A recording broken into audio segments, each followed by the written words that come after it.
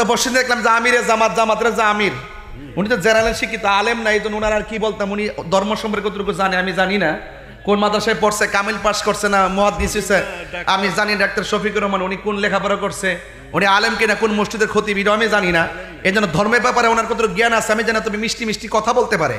গতকাল দেখলাম ওই যে আরেকটা চাপাবাজ আছে তারেক মনোয়ার, এবং সকল সকল জামাতের আলেমদেরকে নিয়ে মিটিং ডাইকা জামাতের আমির বলতেছে, এদের উস্তাদ বলতেছে, এদের যাদের পিছনে রাজনীতি করে সেই নেতা বলতেছে আপনারা বক্তব্যের ক্ষেত্রে ভাষাগত সংযত রাখবেন, আবল তাবল বলবেন না। একদিন আগে আমিরে জামাত বুঝাইলো কি, আর একদিন পরে এই আন্তর্জাতিক চাপাবাজ আমির হামজা ডেলিভারিটা দিল কি, তার মানে বোঝা গেল হ্যাঁ বিয়াদবিতে বড় সেরা রে, কথা কোন ঠিক না বেঠে।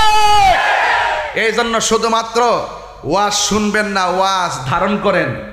যত কিছু হোক, তাহিরিকে যাই বলুক না কেন, তাহিরির বিরুদ্ধে যত ধরনের মিসগাইড করাক আপনাদেরকে, যত গালাগালি করুক, আমি কাউকে ধরি না।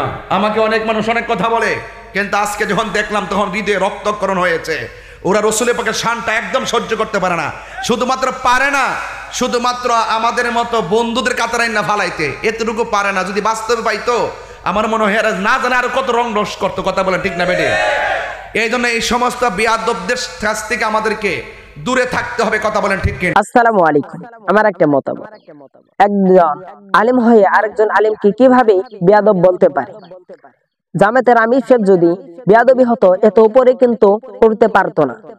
আর একজনের বিষয় না জেনে কিভাবে মতামত করে হুজুরেরা?